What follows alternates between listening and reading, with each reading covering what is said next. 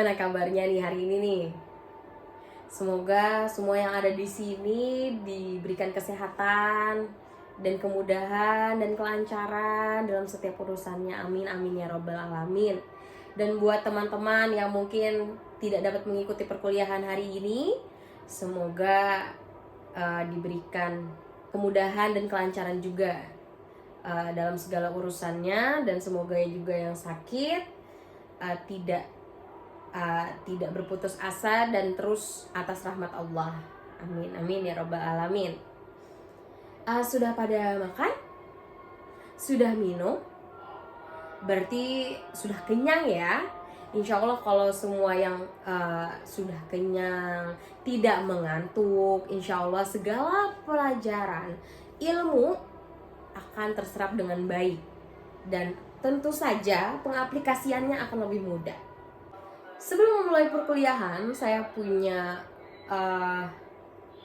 satu penggugah semangat untuk mencari ilmu kita di hari ini. Jika seseorang mencari ilmu, kalian semua, termasuk saya di sini, saya juga mencari ilmu. Maka itu akan tampak di wajahnya, kemudian di tangannya, dan lidahnya, serta dalam kerendahan hatinya pada Allah Subhanahu wa Ta'ala. Artinya apa? Semakin orang banyak dan terus mencari ilmu, haus akan ilmu, maka kerendahan hatinya pun terus muncul, terus tumbuh. Karena tahu segala milik yang ia miliki sekarang adalah kepemilikannya, hakikatnya hanya punya Allah, begitu ya. Jadi semakin berisi, maka dia akan semakin merunduk, seperti itu.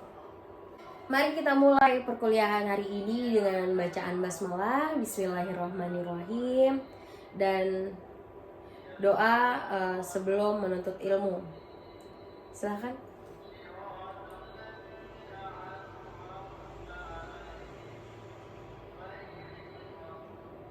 Amin amin ya robbal alamin. Oke, hari ini kita mau belajar mengenai materi hari ini. Siapa yang tahu hari ini kita akan membahas tentang apa? Silakan. Ya, betul sekali.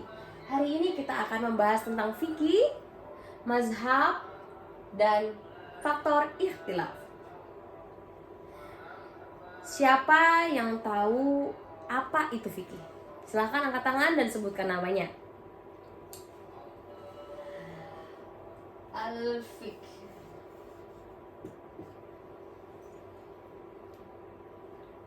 Ya?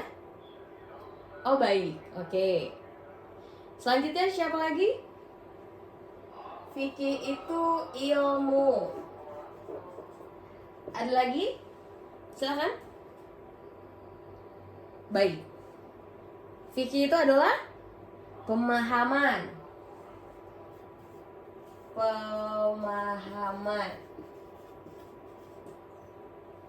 Selanjutnya ada lagi?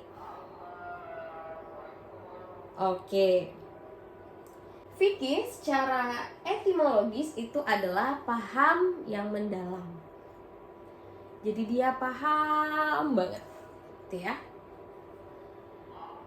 Nah, bahkan Imam At-Tirmidzi membahas mengenai fikih bahwasanya fikih itu sesuatu yang sampai kepada batin, seperti itu. Batin itu seperti apa? Sampai kepada akar-akarnya. Jadi dia tidak hanya berhenti pada daunnya, pada batangnya, atau bahkan hanya pada pohonnya saja. Tidak, tapi dia sampai merasuk ke dalam akarnya itu. Itu ya menurut Imam At-Tirmidzi. Kemudian Apa perbedaan fikih dan ilmu? Silahkan. Baik. Oke. Fikih itu termasuk suatu pemahaman, suatu pemikiran yang baik dari segi kesiapannya untuk menangkap hal-hal yang bersifat dhon, hal-hal yang bersifat prasangka. Karena itu ilmu berbeda dengan ilmu merupakan suatu yang pasti, tidak lagi bersifat yang namanya dhanni atau prasangka.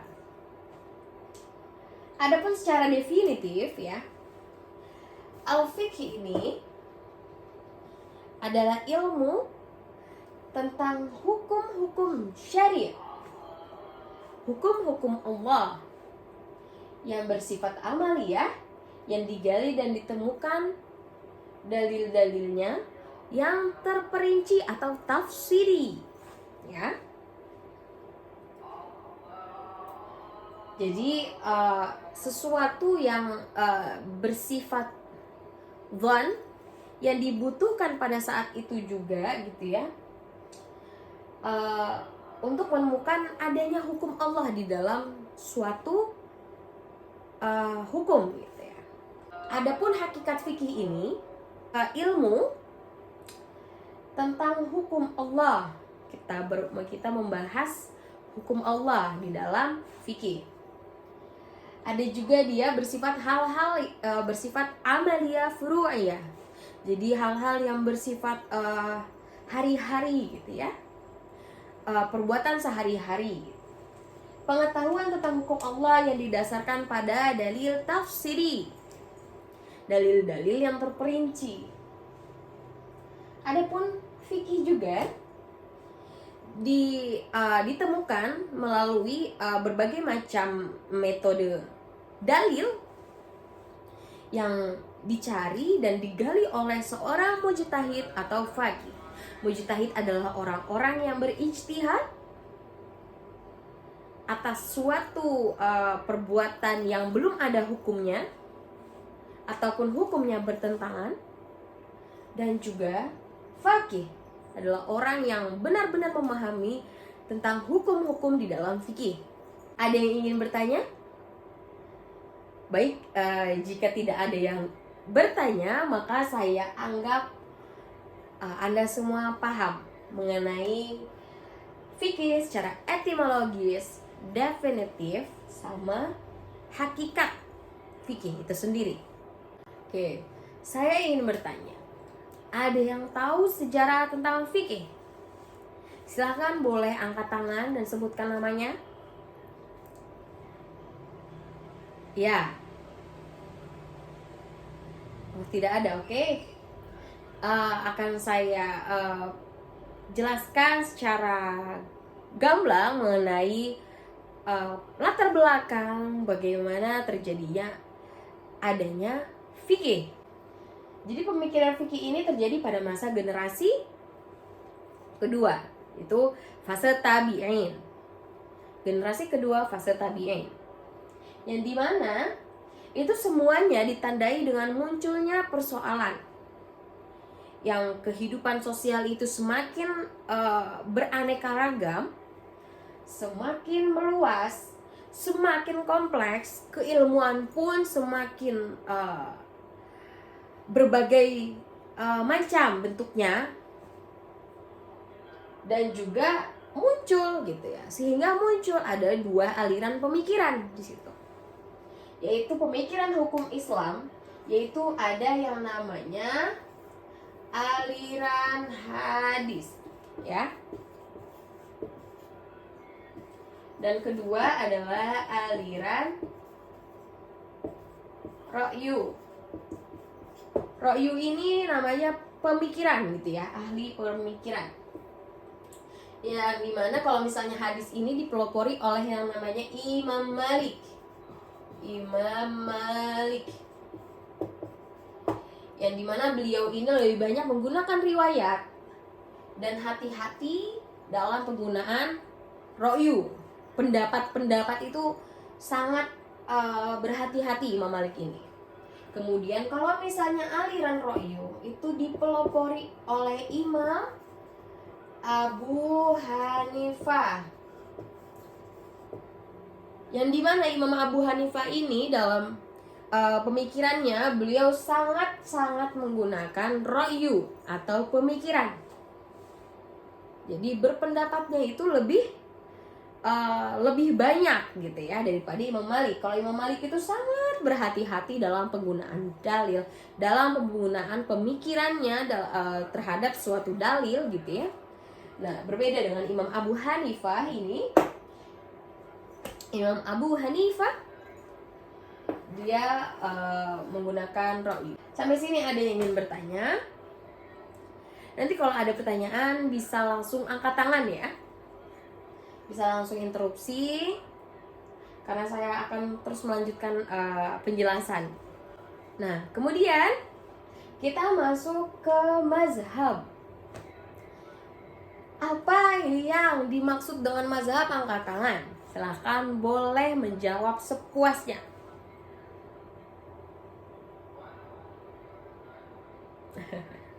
Baik, madhab dari dhahaba, yadhabu, dhahab. Oke, yang pada dasarnya artinya adalah pergi, ya. Sehingga apa yang dimaksud dengan mazhab di sini gitu ya? Jalan pikiran yang ditempuh seorang mujtahid dalam menetapkan hukum berdasarkan Al-Quran dan Sunnah. Itu dia ya. Poinnya adalah berdasarkan Al-Quran dan Sunnah. Sebetulnya sampai sini apa sih gitu ya yang menyebabkan terjadinya berbagai macam mazhab? Ada banyak mazhab gitu ya hingga saat ini gitu. Pertama, adanya suatu usaha pembukuan dari pendapat para imam. Jadi para pengikut itu ingin membukukan suatu hukum yang sesuai dan sudah ditetapkan oleh para imam begitu. Sehingga ini menyebabkan mazhab ini muncul ya, dan berbagai macam. Kedua, adanya pengikut yang menyebarluaskan, mempertahankan, dan membela pendapat masing-masing, di mana pengikut ini mereka itu ikut untuk menyebarluaskan juga, menyebarluaskan, mempertahankan argumen, mempertahankan pendapat para imam, dan membela masing-masing pendapatnya seperti itu. Dan yang ketiga adalah adanya kecenderungan ulama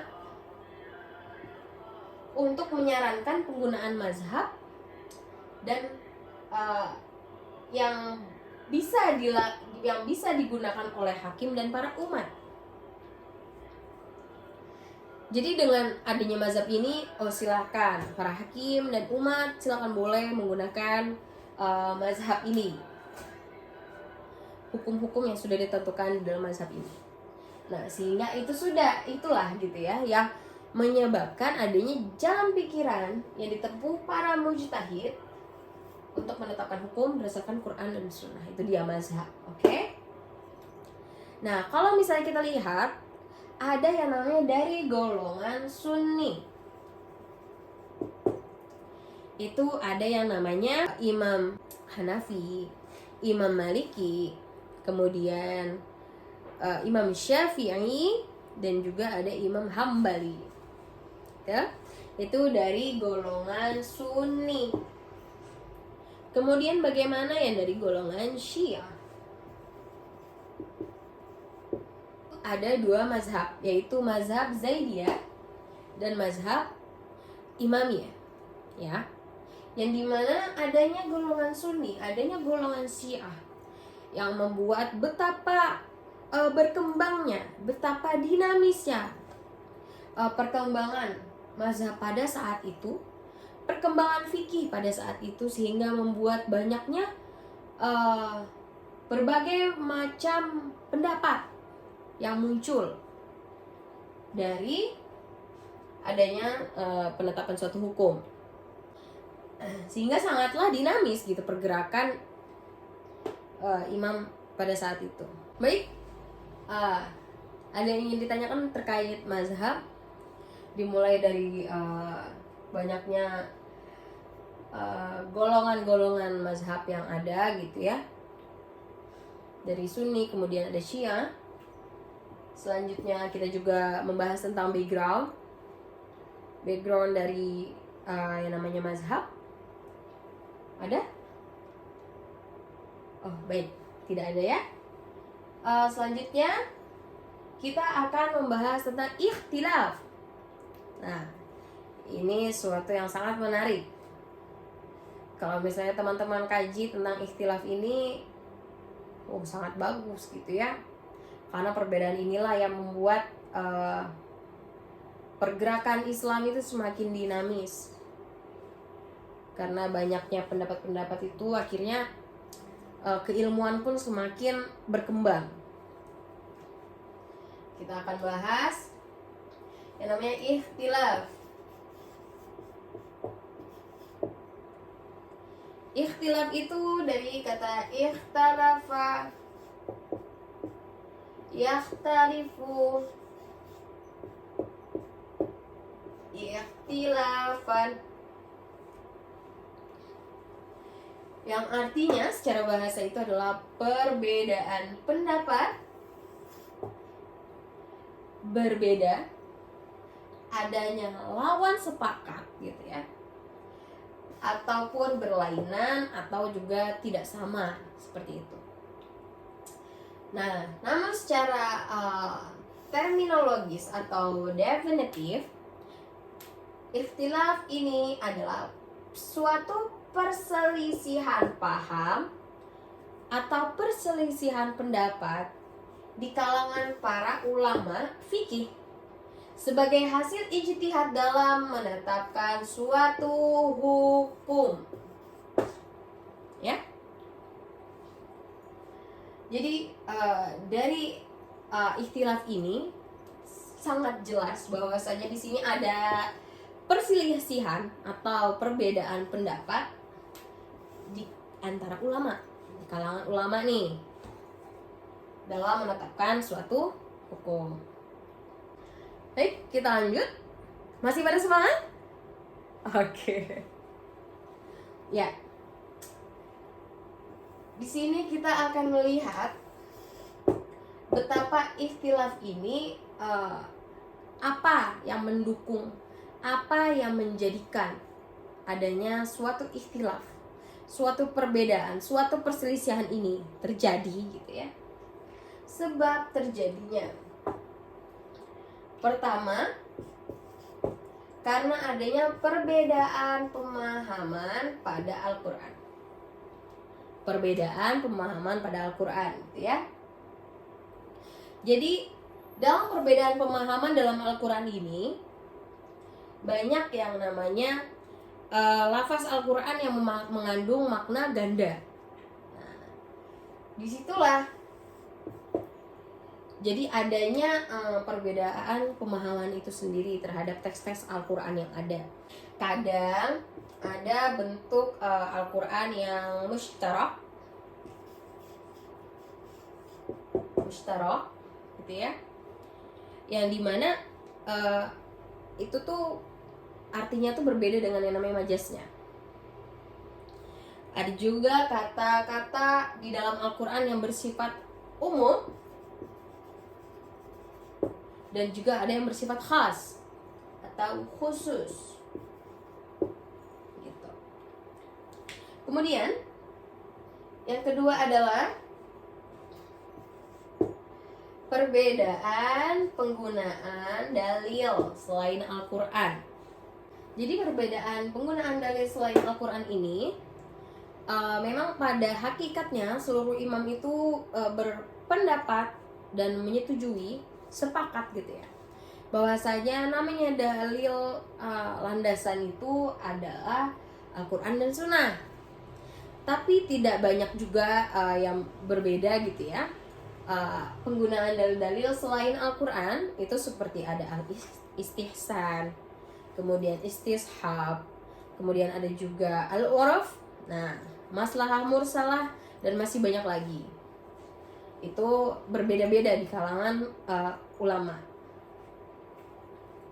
Kemudian yang ketiga adalah perbedaan dalam mentarjihkan dalil yang berlawanan. Tarjih. Apa itu tarjih? Tarjih adalah dalil-dalil yang saling menguatkan. Ketika ada dalil yang lebih kuat daripada satu dalil lagi untuk menetapkan suatu hukum, maka dalil itu akan memperkokoh hukum itu. Begitu. Menurut ahli usulul fiqh yang bernama Abdul Wahab Khalaf, ia menyatakan bahwasanya perbedaan dalam mentarjihkan dalil yang berlawanan ini dapat dilakukan dengan tarjih itu sendiri gitu ya. Ketika ada satu dalil syara' yang berlawanan dengan satu dalil syara', maka bisa dilakukan yang namanya tarjih. Itu adalah solusi agar tidak ada dalil yang berlawanan.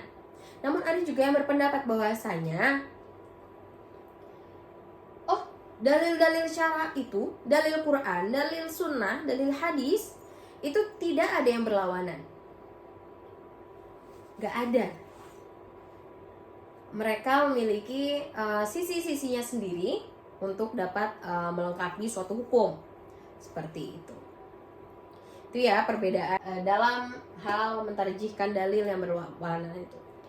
Dan menurut Imam Asy-Syatibi juga, bahwa sebetulnya tidak ada yang namanya satupun dalil yang terjadi perlawanan. Gak ada. Kecuali perlawanan dalam hal yang tarjih tadi, perlawanan dalam hal memastikan dan menetapkan suatu hukum. Itu.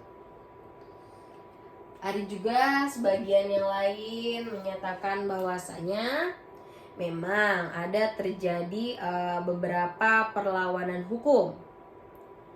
Perlawanan dari beberapa dalil hukum seperti itu. Sehingga harus dicari jalan penyelesaiannya dengan beberapa cara yang memang mungkin menghindari adanya perlawanan itu sendiri.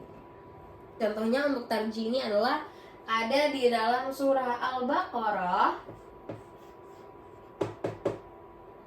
ayat 180 yang telah diwajibkan atas kamu apabila seorang kamu menghadapi kematian, supaya berwasiat untuk kedua orang tua dan kerabat-kerabat. Nah, ayat ini, sekiranya ayat ini bertentangan dengan suatu hadis Rasul yang berbunyi dari Abu Umamah radhiyallahu an. Ia berkata, aku mendengar Rasulullah bersabda dalam khutbahnya pada tahun Haji Wada, yang dimana sungguhnya Allah telah memberikan kepada orang yang mempunyai hak akan haknya, maka tidak ada wasiat bagi ahli waris. Sehingga karena ada hak-haknya di situ, jadi nggak perlu ada yang namanya ahli waris di situ. Sehingga di sini dari dua dalil Al-Baqarah dan hadis itu diperlukan adanya yang namanya tarjih untuk menyatukan kesinkronan antara hadis dan dalil Quran ini apa sih, seperti itu. Ya, ini yang namanya perbedaan dalam mentarjihkan dalil yang berlawanan.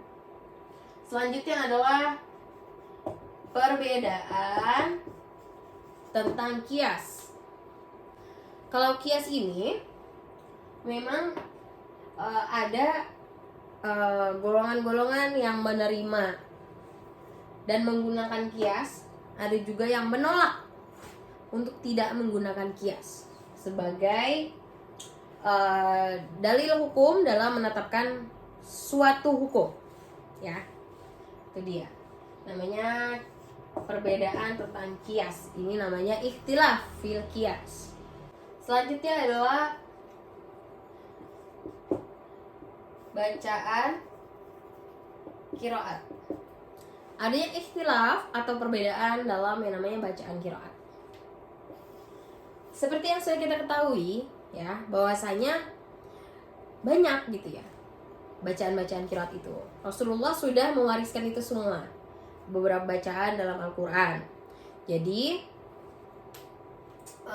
di dalam pembacaan Al-Qur'an ini tidak ada kesatuan. Jadi itu yang membuat adanya perbedaan hukum seperti itu. Contohnya dalam surah Al-Maidah ayat 6, hai orang-orang yang beriman, apabila kamu hendak mendirikan sholat maka basuhlah mukamu dan tanganmu hingga siku, dan sapulah kepalamu dan basuhlah kakimu sampai kedua mata kaki. Itu Al-Maidah ayat 6. Yang dimana ini berbedanya dari kata-kata kaki itu wa arjulakum, wa arjulakum, wa arjulikum. Jadi perbedaan ada di wa arjulakum, wa arjulikum. Wa arjulakum, wa arjulikum. Nah, itu dia yang membuat adanya perbedaan bacaan atau qiraat bacaan ini. Perbedaan bacaan qiraat tadi yang wa arjulakum, wa arjulikum. Nah, itu tentunya berbeda dalam hal pemaknaan. Dimana kalau misalnya wa arjulakum, nah, itu menimbulkan hukum di situ bahwasanya membasuh kaki saat wudhu itu kaki itu harus dibasuh seperti itu dalam berwudhu. Kemudian kalau misalnya wa arjulikum, nah itu berbeda lagi. Jadi kaki itu cukup diusap-usap aja, jadi nggak perlu dibasuh juga. Nah, itulah beberapa perbedaan ataupun ikhtilaf yang terjadi dalam materi ikhtilaf kali ini, gitu ya. Sebetulnya apa sih tujuan kita membahas tentang ikhtilaf ini, gitu ya? Pertama adalah kita sama-sama ingin menghindari yang namanya sifat taklid buta. Jadi mengikuti tanpa tahu yang namanya hukumnya seperti apa, bagaimana. Nah, itu ya harus dihindari. Itu tujuan kita. Kedua, membuka pemikiran kita untuk memperdalam yang namanya studi tentang hal yang diperselisihkan. Dimana ketika kita tahu betapa fikih itu sangat kompleks, sangat banyak ikhtilaf apalagi gitu ya, itu membuat pemikiran kita terbuka terhadap seluruh hal-hal yang diperselisihkan seperti itu. Kemudian yang ketiga adalah meneliti sistem dengan cara yang lebih baik. Jadi yang namanya kita menggali suatu hukum, mempelajari suatu hukum, mempelajari sesuatu hal yang diperselisihkan, kita bisa meneliti semua sistem ini dengan cara yang lebih baik. Oh, baiknya seperti apa? Agar ikhtilaf itu benar-benar tidak menentang Al-Quran dan Sunnah, seperti itu. Kemudian yang keempat adalah mengembangkan kemampuan dalam hukum fikih, dimana kita untuk tujuan kita mempelajari ikhtilaf ini juga salah satunya untuk mengembangkan kemampuan kita dalam hukum fikih. Karena kita muslim, kita harus tahu bagaimana yang namanya minimal lah menetapkan hukum fikih itu seperti apa, menetapkan dalil dalam suatu hukum itu seperti apa. Itu seminimal-minimalnya, sehingga kita harus mengembangkan juga kemampuan kita dalam bidang fikih ini sendiri, gitu ya. Baik, sampai di sini ada yang tahu apa sih hikmahnya, apa sih implikasinya kita bisa mempelajari yang namanya tadi dari awal ada fikih, kemudian ada mazhab, kemudian ada yang namanya ikhtilaf, gitu ya. Apa? Ada yang tahu? Boleh angkat tangan. Silakan. Oke. Kalau dari saya, hikmahnya adalah yang namanya kita bisa bangkit dari namanya sifat toleransi. Karena perbedaan itu ada. Namanya kita dengan saya dengan Anda itu saja sudah berbeda. Berbeda orang, berbeda sifat, berbeda watak gitu ya. Sehingga itulah harusnya ada kebangkitan gitu ya. Melek, istilahnya melek toleran gitu ya. Melek terhadap sifat toleransi. Kemudian kedua adalah keuntungan ilmu, pengetahuan secara sadar dan meyakinkan ajaran. Bahwasanya dari sini kita melihat kita mempelajari semuanya itu merupakan keuntungan buat kita. Untuk mendapatkan ilmu yang lebih secara sadar, apalagi tadi sudah kenyang, sudah tidak ngantuk lagi gitu ya. Sehingga itulah yang kita dapatkan gitu ya setelah kita mempelajarinya. Kemudian adanya suatu kebaikan yang kita terima. Dari sini kita bisa melihat, oh ternyata ada berbagai macam mazhab nih. Berbagai macam mazhab yang harus kita hormati. Dan masing-masing orang berhak untuk memilih mazhabnya. Memilih imam siapa yang diikutinya. Karena semuanya adalah sama-sama Islam. Kemudian adanya kesadaran atas niat yang jujur dan tanggung jawab bersama, dimana yang namanya kita memahami suatu fikih, memahami adanya ikhtilaf gitu ya, perbedaan dalam fikih. Nah itu dia yang mengasah kita untuk lebih bertanggung jawab atas apa yang kita kerjakan saat ini. Misalnya tadi kita menggunakan qiraat Al-Maidah ayat 6 tadi, kita menggunakan wa arjulakum. Berarti kita membasuh tangan gitu ya, membasuh kaki gitu dengan air, benar-benar membasuh. Wa arjulakum, seperti itu, sesuai dengan hukumnya, sesuai dengan dalil yang sudah ditetapkan. Kemudian adalah dapat mengasah otak dan memperluas keilmuan. Memperluas keilmuan ini sangat luas gitu ya. Teman-teman berada di sini ya, saudara-saudara sekalian berada di sini untuk menambah ilmu, pengetahuan. Termasuk yang namanya ikhtilaf. Kita mempelajari banyak sekali ikhtilaf. Adanya ikhtilaf ini, kalau misalnya teman-teman kaji lebih dalam, itu sangat menarik. Apalagi kalau dibuat penelitian, wah luar biasa, itu lebih menarik. Kemudian memberi kesempatan bicara pada lawan bicara.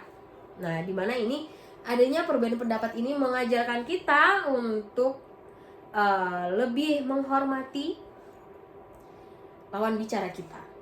Seandainya ada perbedaan pendapat, boleh berdebat, tapi berdebat dengan ilmu, bukan tong kosong, seperti itu ya. Ini hikmah dari kita mempelajari semua ini. Ada yang ingin ditanyakan sampai sini? Boleh? Bebas apapun itu. Oke. Baik, cukup ya. Mungkin tidak ada lagi yang ditanyakan teman-teman di sini. Semoga semuanya diberikan kesehatan dan ilmu-ilmu ini Allah meridhoi kita semua, sehingga Allah menambah keilmuan kita. Insya Allah minggu depan ada diskusi. Jadi saudara-saudara sekalian akan bertugas presentasi kelompok di depan, dan kemudian sesuai dengan bab-babnya dan sesuai jadwal yang sudah ditentukan. Begitu. Sampai sini betul ada yang ingin ditanyakan atau betul tidak ada yang ingin ditanyakan, seperti itu? Sudah cukup? baik. Semoga Allah merahmati langkah kaki kita dan mudahkan seluruh urusan kita. Terima kasih atas perhatian saudara-saudara. Mari kita hormati ilmu kita dan membaca doa kafaratul majelis. Subhanakallahumma wa bihamdika asyhadu an la ilaha illa anta astaghfiruka wa atubu ilaik. Alhamdulillahirabbil alamin. Dan istighfar sebanyak-banyaknya, mungkin karena saya ada kesalahan dalam berbicara dari tadi gitu ya, ataupun ada kekeliruan yang saya tidak sengaja gitu. Saya mohon maaf. Astagfirullahaladzim. Semoga Allah mengampuni kita semua. Semoga sehat selalu. Wassalamualaikum warahmatullahi wabarakatuh.